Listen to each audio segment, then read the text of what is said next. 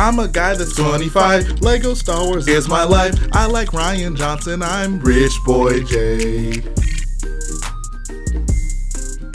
Hello boyos, Rich Boy J here back with another video, and this is going to be another episode of the Lego Star Wars MOC Showcase. This is simply a collection of some awesome MOCs that I've come across on the internet, and I've wanted to show you guys. If you find any of these MOCs impressive, all I ask is for you to use the links in the description and go support those builders. They certainly deserve it. The first MOC we'll take a look at today is titled Secrets of Wild Space. This MOC has been getting a lot of attention lately, and I have to say, deservedly so. This thing is incredible. This MOC has techniques on techniques on techniques, and I'm actually super excited to get to break this down for you guys. The first thing we'll talk about is the foliage. I love how full the bushes, especially over to the left side of this build, look. I feel that's a really tricky thing when you're dealing with Lego leaf pieces. It's very easy to just come up with like leaf designs or cluster a bunch of the leaf pieces together and get something that doesn't look natural, that doesn't look full. However, the technique that he uses here, I think, works pretty adequately. I like how he's basically taken those three petal leaf pieces. He used also the three stem leaf pieces, and you basically just put the hole from the three petal leaf pieces through the stem of the stem leaf pieces. Hopefully that makes sense to you guys. I think they all come together to make a nice full looking group of bushes, and it just looks very natural. The second thing I have to mention here is this house, hut, building, whatever you want to call it, over to the right side. I have to say, just first and foremost, I think this just screams Star Wars. Like, if you're thinking about what a Star Wars house might look like, I feel this is it. Like, this is just perfectly in line with what we would expect from just a general Star Wars aesthetic. So he's definitely nailed it from that perspective. I can't even imagine what technique he used on this building to get this round curved shape here. I mean, we can't see the other side. I can only imagine what he might have done to get this, but I do have to say that it looks incredible. It looks seamless. The round shape here works perfectly for this building, and it's just very attractive to the eye. I feel that when you're looking at MOCs and you're a MOC builder, you're someone who, you know, has a pretty good general idea of the Lego system and what is easy to do with Lego and what is not so easy to do with Lego. When you see techniques like these, they really stick out because your mind instantly wonders, how did he accomplish that? Like, what is going on behind this picture? And I would love to know. I would love to see it. So when builders do things like that, they implement techniques that aren't obvious to figure out. I really do appreciate that. Those are some of the most fun MOCs to look at. I also think just the details on the building look really nice, specifically that door. I think those 2x2 curved macaroni tiles look really nice right there, and the fact that the door itself is brown is just a nice little splash of color there. The palm tree over on the left side also looks really good. The shaping of it is almost perfect. And there are also some really nice small details in this build. If you look at the house on the right side of the MOC, you can see there are some cargo crates to the left side of it, and even what I would assume are some gardening tools kind of leaning up against the house, which is really nice. I just love these small details you can throw into a build to make a place look lived in, make it look like this place has been having inhabitants for quite some time, to make what could just be a simple house actually look like someone's home. I think that's really nice. The minifigure placement is the last thing I'll talk about, and I think this looks outstanding. I didn't get a chance to read through the write-up he did for this MOC, which is basically the story of what's happening here, but I assume these two Twi'leks, the husband and wife, I'm gonna guess, were hiding out on this house, and the clones are hunting them down for some reason, and now they finally found them. Using the scroll headpiece on the green Twi'lek works really well. His facial expression is perfect, and using the Barriss Offee face print on the female Twi'lek also looks really good. Her facial expression is perfect. Pretty much everything about this MOC is just done so well, like from the minifigures to the build techniques, everything just works so great on this MOC. And this is once again just another way to show you guys you don't need a ton of space to make a great MOC. You don't need a ton of space to make a nicely detailed MOC. Like, you can tell a pretty comprehensive story on this little, what, I don't know, this might be like a 16 by 32 base plate right here. So just keep that in mind whenever you're deciding whether or not building MOCs is worth your time. Next up, we have a Cellus MOC by Ethan Tesone, and there are a few things I really appreciate about this build. The first thing I noticed when looking at these pictures is this indoor style bunker. I've seen a lot of people try to accomplish an indoor style bunker and even do it well, but this might be my favorite way that this has been accomplished. I love how he's using these bracket pieces with the 1x2 or even 1x4 tiles on top of them to represent the ridges that are in the side of this. I feel like the angles on this just all come together so well. Like, it looks so good. And even the roof on it, it's nice and it's not. It just, all of this just looks really well. The shapes come together so nicely on this build, and I love it. I love the just general design of these indoor bunkers, and seeing it replicated in Lego, especially like this, done so well, really does mean a lot to me. I feel like I review a lot of freeform builds on the MOC Showcase, and that's great. Like, the freeform technique is always interesting to look at, but one of the things I think is kind of unique about this build is over to the left side, the rock work is like slanting or curving up towards the build, which I think is nice. Like, if you contrast that to the front of it, where it just kind of comes to an abrupt edge, I don't know, there's just something nice about that subtle slant slash curve on the side of it.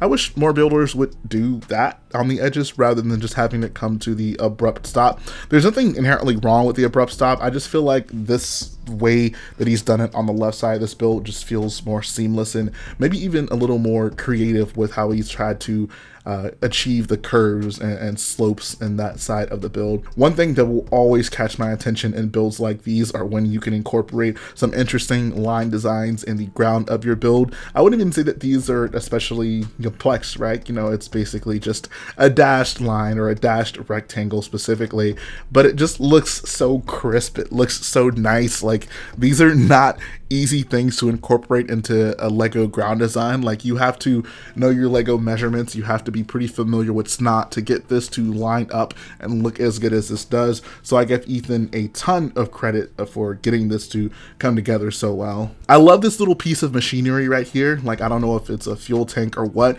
but it looks really nice. Like I was just mentioning, this was a good and creative way to get a nice splash of color in the build. Like, I think this is supposed to be on Sullust, and Sullust is pretty grayscale in terms of its color palette, and you might have some, you know, lava thrown in there as well.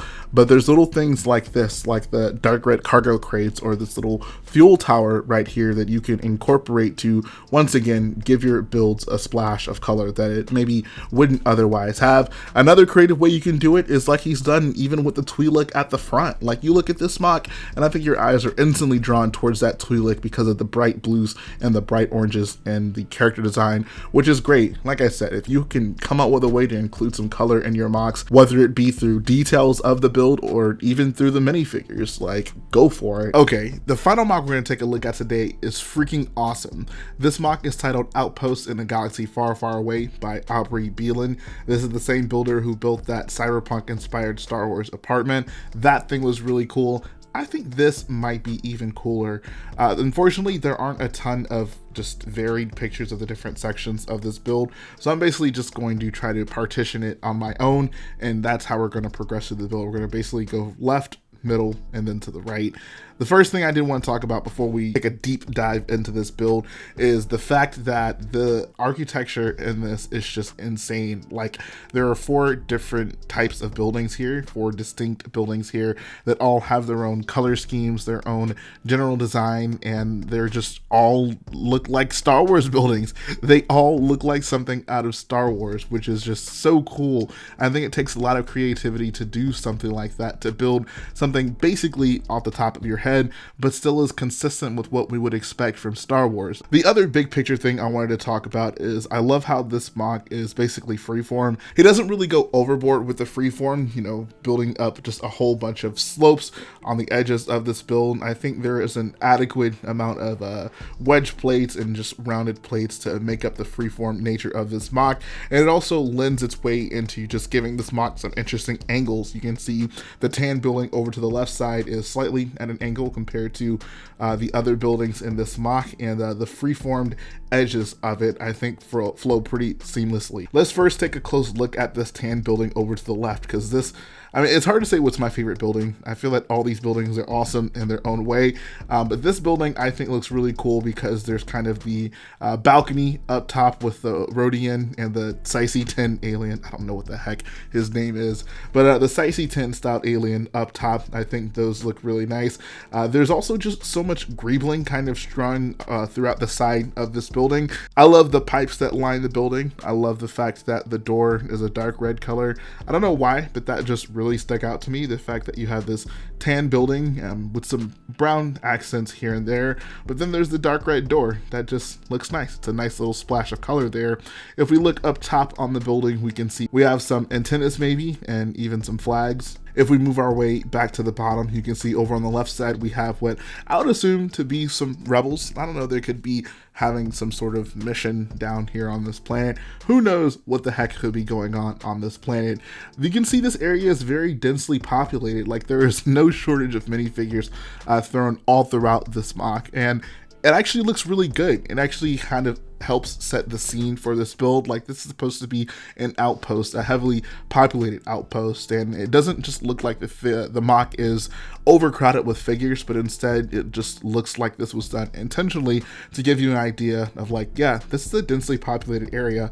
There's a lot of stuff going on here. It honestly kind of reminds me of the Ring of Catherine from Rogue One. If we make our way over to the middle of the MOC, we have this white building, and this is just another really nice looking building. I love the design that he's used for the door and the window here, using those big arch pieces that kind of pop out of the building. I think those look really good. Once again, there's just some nice greebling all throughout the building. There's just little technical bits that kind of hang off of it to once again give it a nice Star Wars aesthetic. There's also a nice use of some trans blue elements to basically just give us holographic screens, which is kind of cool.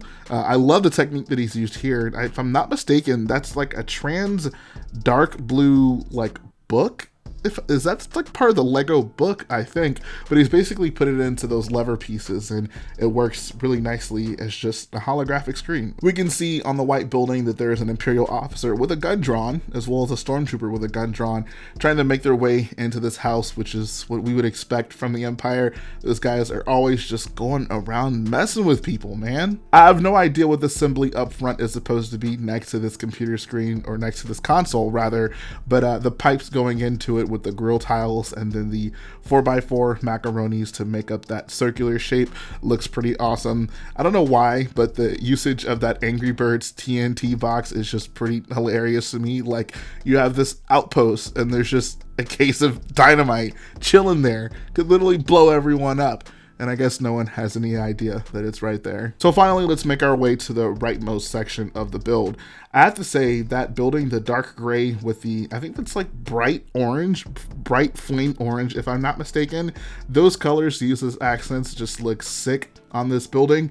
It's not overdone. It's a pretty subtle amount of accents here, but it just looks so good. Like, that's a pretty unusual color. You don't often see that implemented into Star Wars builds, especially not into buildings, but you can clearly see here that it makes just a really nice accent color. And the building on top, oh man, I think that's like dark nougat. That looks just awesome. Like, I love that these buildings that he's built into this MOC all have their own distinct colors, and he looks like he went out of his way to use some pretty unusual colors with the dark nougat here and with the bright flame orange used on the bottom building. Like, I love when builders do things to try to separate their builds from just any other average build that you might see out there. I love the sand green cargo crate that he has sitting up on top of the build with the stormtrooper, the battle damage stormtrooper, pretty much keeping lookout. There's some nice bits of greebling on top of that dark nougat building, along with a nice satellite build that goes up from the top of it. The piping that leads on the left side of it also looks pretty cool. Anytime you can use those macaroni Technic connector pieces and have that piping, like, you know, just kind of make its way throughout many different sections of the MOC, I think that always looks nice. And it looks like it might actually lead to one of those jet turbine pieces right there, which I would assume, I don't know, could be air conditioning, whatever the heck it is. It makes a nice addition, a nice mechanical addition to the MOC. Once again, out front of this building, we can see that there is a lot lot going on with the figures out here. We have a shock trooper with a trans red screen in his hand. It looks like he is probably showing the ATST pilot. I don't know what you'd call these guys when they're not in ATSTs. It's just another Imperial guy, I guess. It's probably asking him, you know, who is this person? Have you seen this person? This is what's on the agenda for today, whatever. Over to the right side, we have a sand trooper talking to another sand trooper, and there's a guy in handcuffs. You can see that this is an outpost, but there's clearly a huge Imperial influence here. And if you thought you were gonna get to this outpost to try to hide, you're in bad luck, man. There's a lot of stormtroopers hanging around here. It's honestly kind of making me nervous. One other really cool thing he did with this build is just the usage of stickers. Like, there are nice stickers kind of everywhere on these signs with just various symbols that are unrecognizable to me, but look close enough to Arabic that it kind of makes sense in this context. It looks like something you would see in a Star Wars MOC. And when I take a look at this MOC, I just feel like this must have been so fun to make. You know, this isn't anything we've seen before. This looks like it's just straight out of this guy's imagination, yet there's just so much life to this MOC. There's so much going on here. There are so many different types of buildings, different types of building techniques that he could implement into the MOC. The minifigures are all doing things, and you can look at them and kind of figure out their story based on their placement in this MOC and what they might be doing in this MOC. Just all those little things make a build that, like, if I had this in person, if I had this sitting in front of me, I could stare at this and appreciate it for hours upon hours upon hours.